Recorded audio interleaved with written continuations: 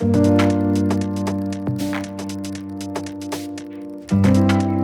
right, it is about 4:01, at least for me. So depending on where you are, it might be a little later in the evening. We're going to go ahead and get started. I do want to be mindful of your time. Welcome everyone to today's webinar. Today we're going to talk about everything that is new with Formative. But before we go ahead and get started, I would love to introduce myself. I will be your presenter today. My name is Monica Jauregui, and I am one of the client success managers here at Formative. Prior to joining the company, I was a former dual immersion teacher. I taught Spanish at the elementary level. And just some fun facts, I do enjoy to travel, and I am based in Los Angeles, California. So some things to know, this session is being recorded and it will be posted in about a week on our training center. So if you have to drop for whatever reason, just know that the recording will be available in our training center and it'll run for about 30 minutes. However, I don't anticipate utilizing the entire block, but I will stick around until 4:30 and answer any questions. And just so you know, a lot of what we're going to cover today, a lot of the new question types are available for our partner and premium subscribers. So if you are utilizing a free version, I do want to encourage you to take advantage of our 30-day trial so that you can access some of what we go over today. There is a certificate of attendance that you can get as a result of attending this webinar today, but in order to receive it at the end of the month, you will have to complete a survey, which my colleague will post later in the chat at the end of the webinar. And that being said, I do have a colleague in here with me. So if you have any questions, please feel free to utilize the chat and she can address those as we move forward. So our learning objectives for today, like I said, we're going to cover a lot of what is new with Formative. So we're going to look at 3 new question types, and we're going to look at how to auto grade with those new question types. And then we'll also be looking at what those questions look like on both the teacher and the student end. And then we'll switch gears a little bit and talk about some of our new product updates. So at this time, if you want to follow along with me and kind of model a lot of what I'm covering, you can go to formative.com and log in with whatever credentials you're used to using here. If you want to maybe split your screen so that you could see me on one side and then also have the opportunity to kind of play with the product features and the new question types, feel free to do that now. All right, so I trust that everyone is logged in at this time. And if you don't want to, if you just want to kind of preview and walk along, that's also perfectly fine. So let's go ahead and dive in. And for that, I'm going to switch on over from my slides to my Formative account. And as you can see, I'm in my dashboard. And because we're going to start with new question types, I'm going to go directly into building a new Formative. So if you want to follow along, I'm clicking here in the plus new Formative button. And that'll take me to my edit screen. So for this Formative, I'm going to go ahead and title it New Question Types. And if you haven't logged into Formative in some time, this might be new to you. You now have the ability, along with building your Formative title, to attach and pin instructions up at the top. And what's more is not only can you write out your instructions, you can also complement them with any of these content types here. But I won't go ahead and do that this time. I'll just skip that step, but just know that that's a relatively new feature that we have available. So to access the new question types, go ahead and click on this plus sign if you're following along. And that'll prompt this window, which has your content in red. And the content is essentially anything that you can add to a question type to sort of optimize it. And then in blue, you have your actual question types, which you'll use to prompt your questions to students. And so the new ones that we have are the fill in the blank, the inline choice, and just released yesterday, we have the match table grid. So we're going to go ahead and start off with the inline choice today. So if you're following along, go ahead and select inline choice. And that'll take you to a box that it sort of resembles our multiple choice question setup. And I like to think of it as just that. It's sort of a multiple choice question in a sentence. And so the way this works is you have the ability to add like a drop-in for your question. So I'm going to go ahead and start setting this one up as blank.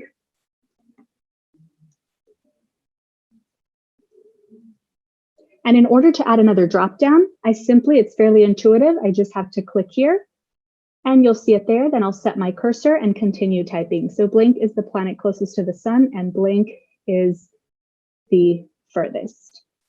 And in order to add options here in the dropdown, I would simply list them. Like I said, it's inline choice, and it's sort of like a multiple choice question. So I have the ability to add options to this dropdown, and I'm going to add those down here where I see dropdown 1. So I'll go ahead and I'll list my planets, Mercury being 1. And I'll just leave it with 3. And because this question has the potential for auto grading, if I want the system to auto grade for me, I have to remember to select the correct answer. So in this case, I'm looking for Mercury for dropdown 1. And now I'm going to go ahead and I'm going to set up dropdown 2 in the same way by looking where it says dropdown 2. Now, something to keep in mind is it doesn't yet randomize your options. So you might want to be mindful of not always putting the answer up at the top, kind of strategically place your answers accordingly. So I'll go ahead and I'll list more planets here.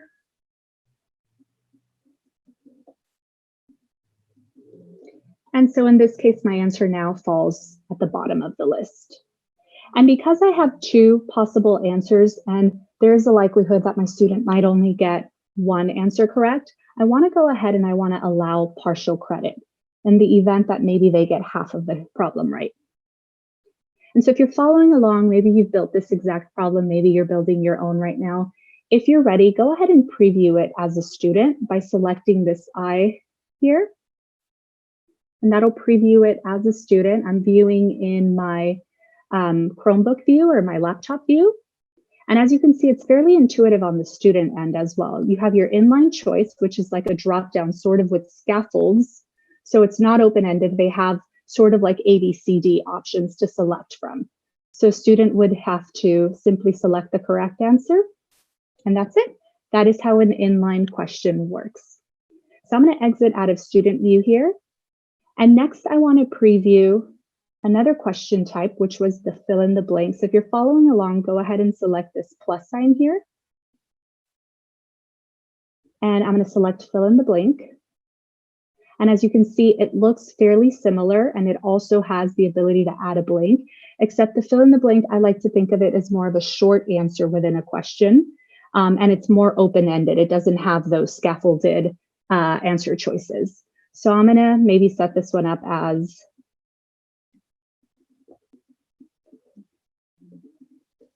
I'm gonna add my blank here.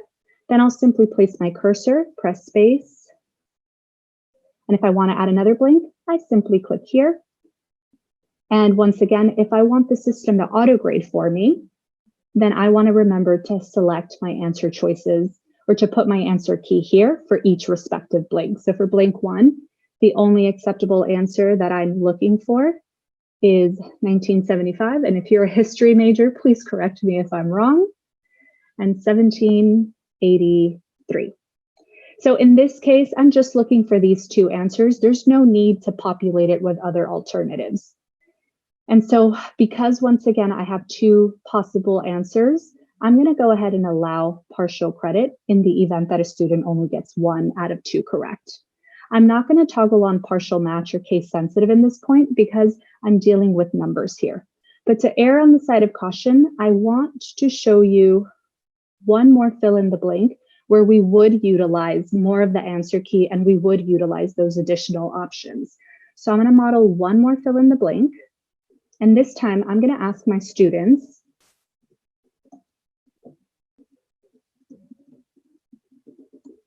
the following countries are in North America. So I'm looking for 3 possible blanks. I'm going to set those up by selecting blank 1, comma, blank 2. I'll put my cursor, comma, and blank 3. Now with this particular question setup, I can't really predict the order, unless I were to ask my students, of course, to alphabetize them. I can't really predict the order of how they're going to list their countries. And I also want the system to auto grade for me. So I want to go ahead and populate all the different possibilities for that particular blank within each answer key. So I'll go ahead and I'll put United States as one.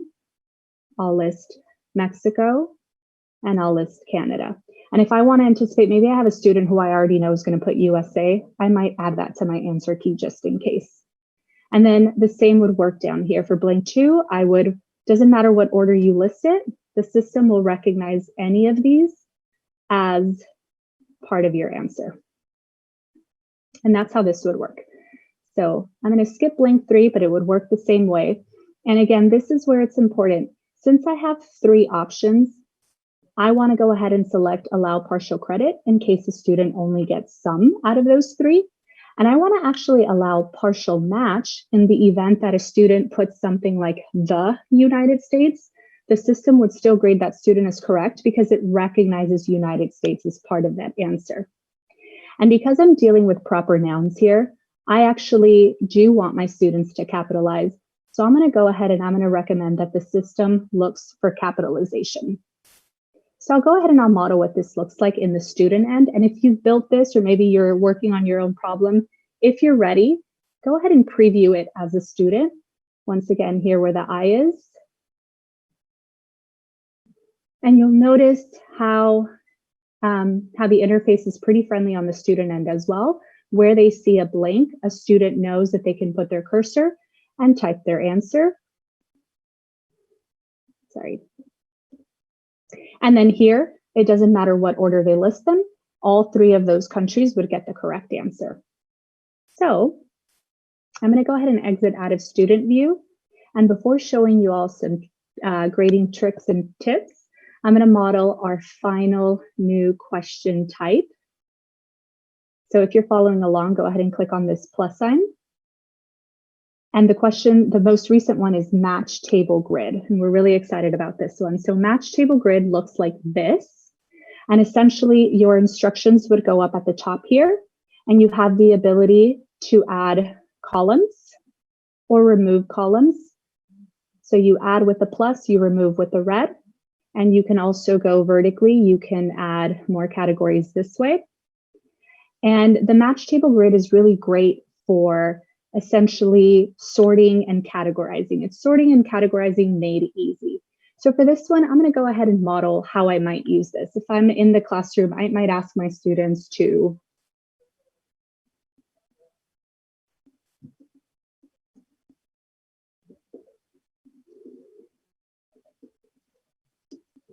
and so I want to set up the different parts of speech here. I'm going to maybe put noun, verb, and I'll add another category. And then I'll list my choices down here. Let's see, I want to see if I can remember these.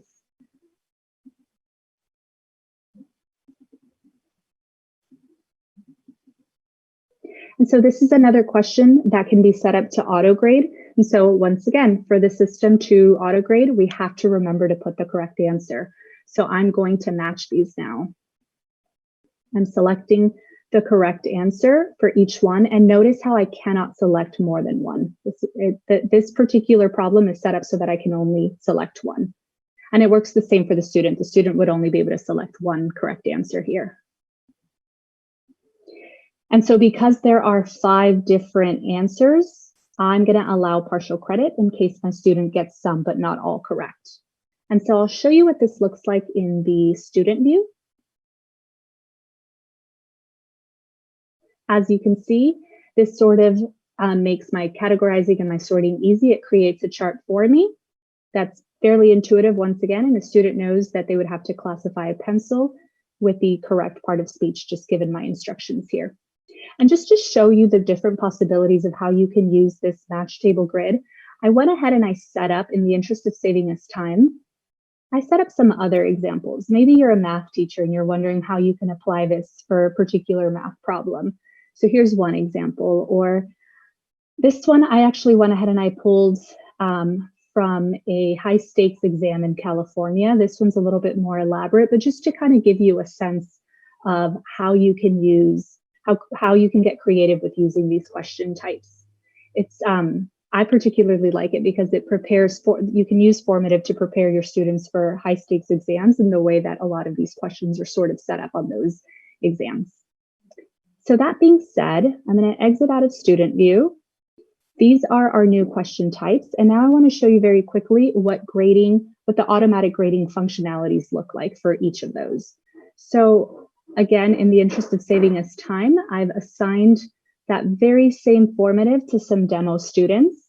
And you'll recall that the inline choice about the planets was here. So as you can see, because we toggled on partial credit, where a student only got one correct but one incorrect, they were issued that 50%. And you can always adjust this manually. You can slide it according to what you think that answer should be, but in theory, the math is done for you. So this is pretty great. Same thing for our fill in the blank. Because we gave it an answer key, the system automatically graded for us. So where 1 year was incorrect, it automatically applied that 50%. And then we got to that question about the countries. And as you can see, the order in which or how students answered did not affect their response. Now I am seeing a glitch here where you're seeing United States in red. This should actually be green.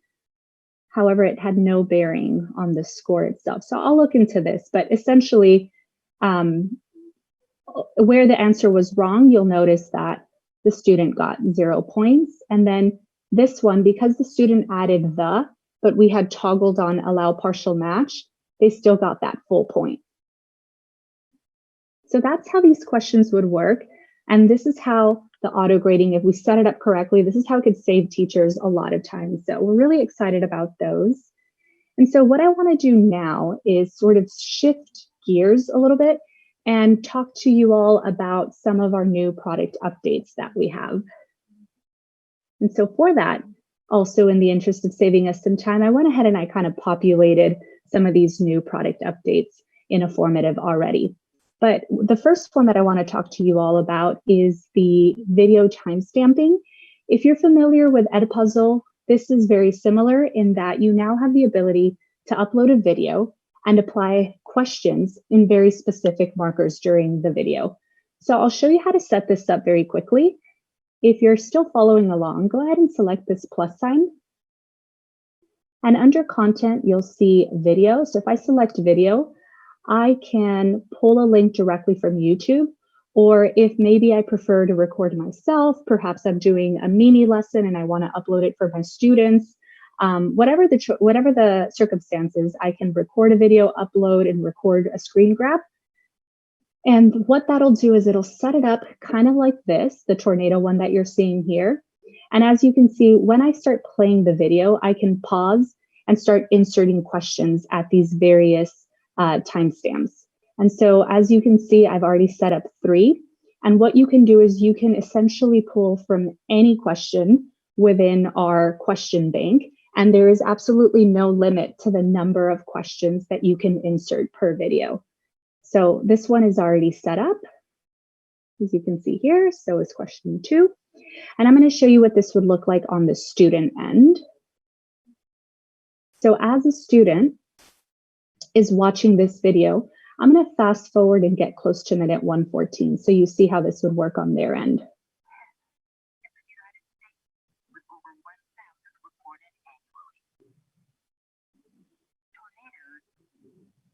So as you can see, when I got to minute 114, the video automatically paused and it prompted the student with the first question. Now, student here has a choice. They can answer the question, or if they prefer, they can continue watching the video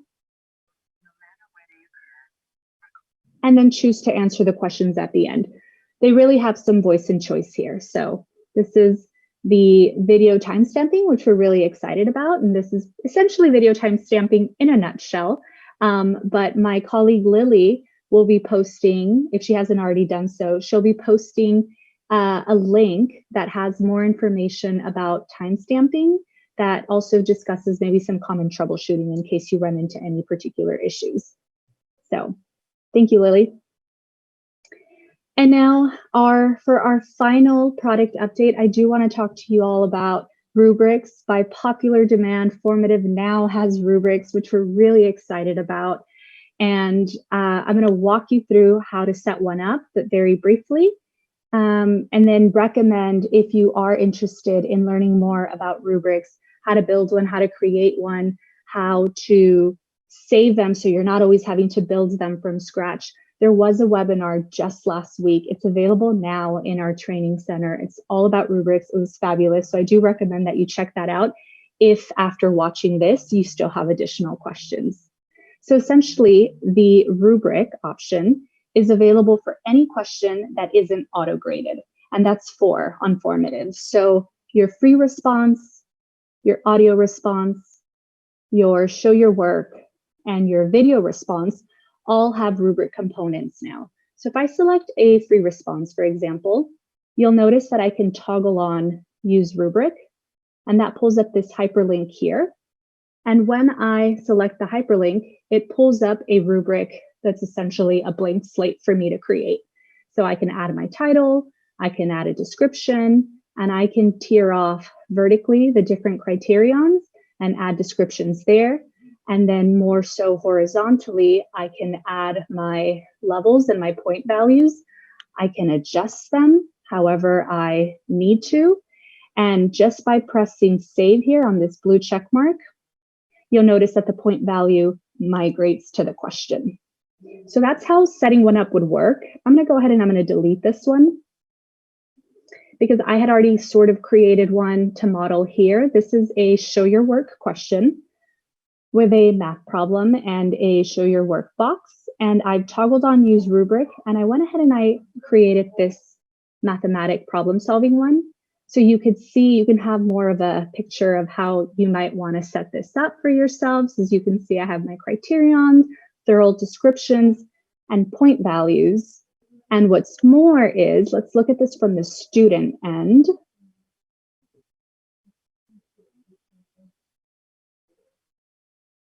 As a student, you'll notice that as they're working through this problem, they have the ability to open up your rubric and kind of get a sense of the alignment. What are you grading them on? And so they'll always know, they can always refer back to it, and then they can close out and continue working on their problem.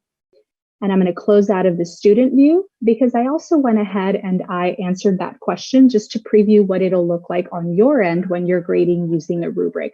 So I'm going to go to my view responses tab. I'll go to that 4th problem, the math problem. And here's an example of student work. I'll click on it. And as you can see, my rubric components are up at the top. I have my different criterion. And if I forget what any level was, I can hover and see the description. And then I can grade simply by clicking on the corresponding point value. And as you can see, the system automatically tallies up those points for me. And then I still have the option to leave them feedback and close out in that way. So that is our rubric feature. We're super excited about it, and it's in phase 1 of implementation. So we are welcoming feedback from our users, from our teachers.